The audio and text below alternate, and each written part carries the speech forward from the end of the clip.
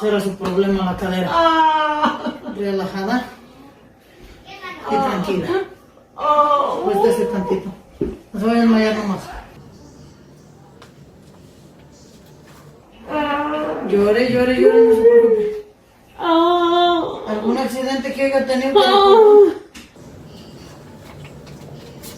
Definitely not a medically approved spinal manipulation. Don't do this. Trust the professionals. Like, share, and educate.